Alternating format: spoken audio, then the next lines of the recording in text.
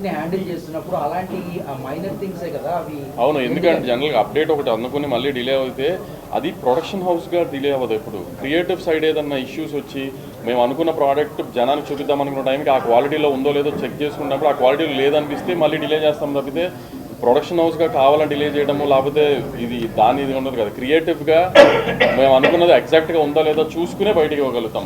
Last మినిట్లో ఇప్పుడు ఇవాళ ఇచ్చేద్దాం అనుకున్నా కూడా లాస్ట్ మినిట్లో అది కంటెంట్ సరిగ్గా లేదనుకోండి, అలాంటి డేట్ ఇచ్చేసాం టైం ఇచ్చేసాం కదా అని ఇచ్చేలేము కదా, హాఫ్ బేక్ ప్రోడక్ట్ ఇవ్వలేము కదా. అలా మళ్ళీ పోస్ట్ పోన్ చేసినా నెక్స్ట్ డేనే ఇస్తాం అంతే. మెంబర్స్ చూస్తున్నారు, ఇప్పుడు పండుగలో మెంబర్స్ చూస్తున్నారు అంటే negative talk, divide talk, mixed talk వీటన్నిటిని దాటుకొని బ్లాక్ బస్టర్ మెంబర్స్ ఒక సింగిల్ లాంగ్వేజ్లో చూడగలిగారు. ఎలా చూస్తారు? అదే అంటున్నాను కదా, ఫస్ట్ చెప్పాను కదా 1 o'clock షోస్ పడిన తర్వాత మ్యాట్నీలు పడేదాకా కొంచెం ఆడియన్స్ కన్ఫ్యూజ్ అయ్యారు. ఇప్పుడు రివ్యూస్ పాయింట్ ఆఫ్ వ్యూలో కానీ సోషల్ మీడియాలో వచ్చిన బ్యాక్లాష్కి కానీ వీటికి కానీ ఒకసారి జనరల్ ఆడియన్స్ ఫ్యామిలీ ఆడియన్స్ చూడటం మొదలుపెట్టిన తర్వాత అందరూ బాగుంది అనుకున్న తర్వాతే కదా ఒకరు చెప్పుకునే కదా రెవెన్యూ పెరిగింది. సో అలా రెవెన్యూ పెరగడం వల్లనే కదా. ఇప్పుడు ఇందాక ఆయన అడిగారు పండగ మూలన చాలా సినిమాలు పండగ రిలీజ్ అయ్యి ఆడని సినిమాలు కూడా ఉన్నాయి కదా. మరి ఈ సినిమా పండగ రిలీజ్ అయ్యి ఆడింది కదా. ఎంతో కొంత కంటెంట్ రీచ్ అయితేనే కదా ఆడియన్స్ వచ్చి థియేటర్లో చూస్తాడు. నిన్న పండగ కాదు, నిన్న ముక్కనుమ అనేది కూడా ఓన్లీ గోదావరి జిల్లాలో ఉంటుంది, కృష్ణా గుంటూరు ఇట్లో ఉండదు. అటు సైడ్ కూడా మొన్న బాగుంది నిన్న బాగుంది. అందుకని ఆయన్ని చూసే నేను వాళ్ళు ప్రెస్ మీట్ పెట్టాను. నేను కూడా నా బ్యానర్లో 2-3 ఫ్లాప్ సినిమాలు తీసాను. ఎప్పుడు ఏ ఫ్లాప్ సినిమా అయిన తర్వాత కూడా ప్రెస్ మీట్ పెట్టి సినిమా హిట్ ఈ నెంబర్లు చేసింది సినిమా చూడండి అని చెప్పలేదు కదా. మేము అంత కాన్ఫిడెంట్గా నెంబర్స్ మీద కంటెంట్ జనానికి రీచ్ అయిందని ఉన్నాం కాబట్టి అంత కాన్ఫిడెంట్గా వాళ్ళు ప్రెస్ మీట్ పెట్టాం.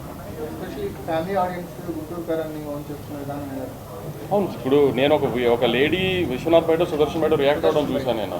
ఇప్పుడు అలాంటి వాళ్ళు మరి మా ఏం చెప్పి చేయించలేము కదా అవన్నీ. ఇప్పుడు ఆవిడ ఎవరో నాకు తెలియదు, మా బీఆర్ టీంకి తెలిసి ఉండదు. ఇట్లా కొన్ని 100 వీడియోలు కొన్ని లక్షల వీడియోలు వచ్చినాయి, వాళ్ళందరూ మేము తెలిసి చేయించలేము కదా. థ్యాంక్స్ చెప్తాం, అంతకంటే మనం ఏం చెప్పగలుగుతాం చెప్పు. మన ఫిలిం ఫ్రెటర్నిటీ మన మీడియానే ఫస్ట్ నుంచి ఈ సినిమాని చాలా ప్రేమించి ఎందుకో అంత నెగిటివ్ చేశారు తెలియదు. అలా అన్నింటినీ దాటుకుని ఈ సినిమా ఈ పొజిషన్కి వచ్చిందంటే ఆడియన్సే కదా. ఆడియన్స్కి అందుకే థ్యాంక్స్ చెప్పుకుంటాం. నైజాం మేము ఆంధ్రాతో కంపేర్ చేస్తే నైజాం కొంచెం తక్కువ ఉందండి. ఆ నైజాం తక్కువ ఉంది అన్న సెన్స్ రెవెన్యూ బాగుంది, మేము అనుకున్న స్థాయికి రీచ్ అవ్వలేదు నైజాం. ఇంకా ఈ సినిమాకి ముందు నుంచి బోల్డ్ అండ్ హర్డిల్స్ దాటుకొని పోస్ట్ పోన్ అయ్యి షెడ్యూల్స్ మారి ఆర్టిస్ట్ మారి ఇలా టెక్నీషియన్స్ మారి ఇలా ఇన్ని జరిగినాక ఒక సినిమా రిలీజ్ అవ్వడం, దాని మీద మిక్స్డ్ ఒపీనియన్ రావడం, అదే అంటున్నాను కదా. తర్వాత కలెక్షన్స్ బాగుండడం. ఇప్పుడు మహేష్ బాబు గారి రియాక్షన్ ఎలా ఉంది? మహేష్ గారు దేవన్ నుంచి చాలా పాజిటివ్గా ఉన్నారు. మహేష్ బాబు గారి గురించి అసలు డిస్కషన్ లేదు. ఆయనే రాక్గా నుంచున్నారు.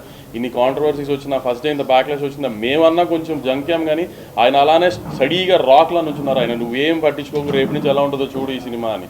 ఆయన జడ్జిమెంటే కరెక్ట్ అయింది. ఫస్ట్ డే నేనన్నా కొంచెం జారాను, కానీ అసలు ఆయన రాక్లా నుంచున్నారు. ఆయన ధైర్యమే సండే నుంచి కలెక్షన్స్ అంత కన్వర్ట్ అయింది.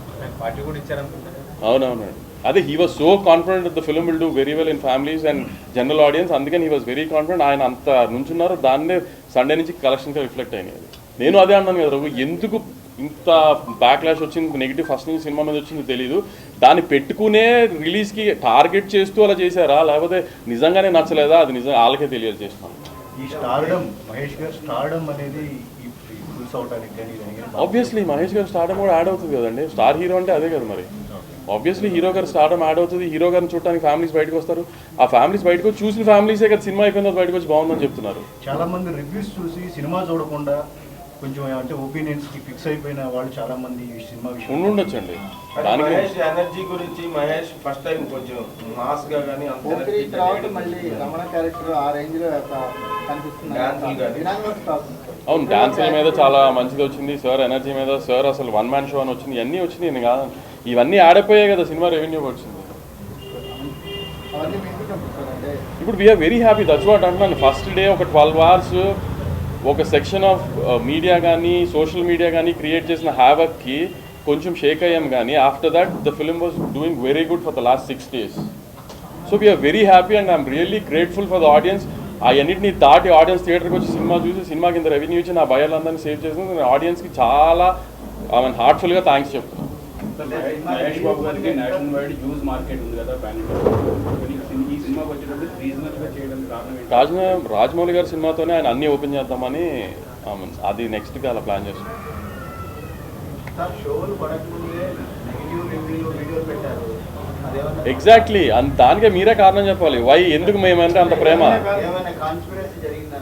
అంత ఐ కాన్స్పిరసీ చేశారు ఇది అది అని మాట్లాడడం చిన్నపిల్లని కాదు, కానీ మా మీద ప్రేమ, మా మీద అతి ప్రేమ అంతే జనానికి. ఆ ఒక సెక్షన్ ఆఫ్ జనానికి కానీ సోషల్ మీడియా కానీ మా మీద ఉన్న ప్రేమ అది. సార్ అయితే ఈ బ్యాక్ క్లాష్ విషయంలో సరే మీడియా కొంత సెక్షన్ మీడియా చేస్తే అంటున్నారు మీరు పదే బాగుంది సార్ వినడానికి. బట్ డోంట్ యూ థింక్ సినిమాలో రియల్ గా ఏం ప్రాబ్లం లేదా? అదే ఇక్కడ ఎదురుకుంటుందా సినిమాలో ప్రాబ్లం మాట్లాడుకుందా? నీకేం ప్రాబ్లం వచ్చింది చెప్పు, దాన్ని బట్టి నేను చెప్తాను కదా. లైవ్ అంట, సారీ. ఇప్పుడు నేను చెప్పిన సినిమా ఏంటో, ఒక జైరామ్ క్యారెక్టర్ అనే ఆయన వాళ్ళ వైఫ్ అతను ఎందుకు వదిలేసినో అతనికి తెలుసు, ఒక రీజన్ ఉంది అతనికి. మహేష్ బాబు గారు 25 ఏళ్ల క్రితం వాళ్ళ మదర్ అతను ఎందుకు వదిలేసినో ఆయనకి తెలియదు, అది కథ. దాన్ని ఇప్పుడు మీరు ఇంకో రకంగా ఊహించేసుకుని, ఇప్పుడు కుమార్ అన్నట్టు పోకిరి అని ఊహించుకుని వస్తే మీరు డిసప్పాయింట్ అయ్యి ఉండొచ్చు. అది రీచ్ అవ్వాల్సిన ఆడియన్స్కి రీచ్ అయింది కదా. కొంతమంది రివ్యూస్ ఎమోషన్ లేదండి అంటే, ఎమోషన్ అంటే ఏంటి? మహేష్ బాబు కూర్చొని ఏడుస్తూ ఉండాలి ఏంటి? అదే అంటున్నాను ఎగ్జాక్ట్లీ. లొకేషన్ లేట్గా వచ్చామో కానీ ముందు చెప్పా నేను, I don't think we have promoted the film in such way that it's a family film అని ముందు చెప్పలేదేమో, దాని మూలాన్ని కొంచెం ఆ ఫస్ట్లో బ్యాక్లాష్ వచ్చిందేమో అని అందుకే అనుకుంటున్నాను నా సైడ్ నుంచి అని కూడా చెప్పాను. అందుకే అదే చెప్పాను నేను. ఆ వనేయం షోస్ వేయటం మూలాన, మీన్ సినిమా ఇట్లా ఉంటుంది ఫ్యామిలీ జానర్లో ఉంటుంది అని చెప్పకపోవడం మూలాన ఆ బ్యాక్లాష్ వచ్చిందేమో ఫ్యాన్స్ సైడ్ నుంచి అని. అయినా ఫ్యాన్స్ చాలా సపోర్ట్ చేస్తున్నారు, ఎందుకంటే ఇప్పుడు ఈ లేడీ వీడియో విశ్వనాథ్ ఇట్లాంటి అన్ని వీడియోస్ని ఫ్యాన్సే తీసి పంపిస్తున్నారు మాకు. అంత సపోర్ట్ చేశారు ఫ్యాన్స్ దీనికి.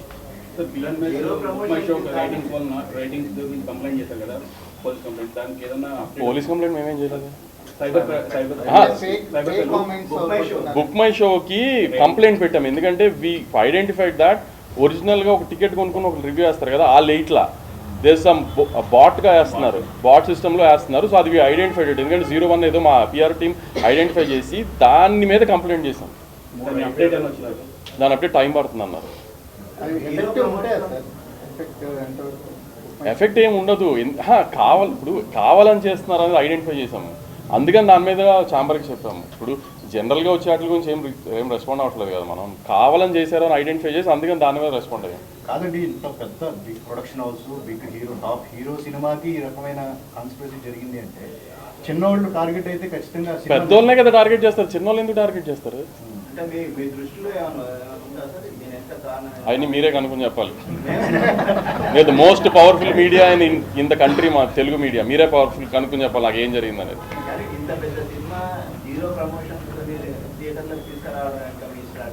జీరో ప్రమోషన్స్ ఏం లేదండి, మేము ట్రైలర్ ఇచ్చాము, పెద్ద ఈవెంట్ చేసాం, అన్నీ చేసాం. The only thing is we couldn't do was hero గారిని డైరెక్టర్ గారితో ఒక ఇంటర్వ్యూ ముందు పెట్టలేకపోయాం, because we're so stuck in the post production. 9th రోజున 8th రోజున విజయవాడలో ఈవెంట్ చేసాం, చూసుకోండి మా పరిస్థితులు ఎలా ఉన్నాయో. ఇంకా దాని తర్వాత ఏం చేయడానికి ఎవరికి ఓపికలు నిజంగా అసలు ఇంకా ఆ స్ట్రెస్లోకి వెళ్ళిపోయాము.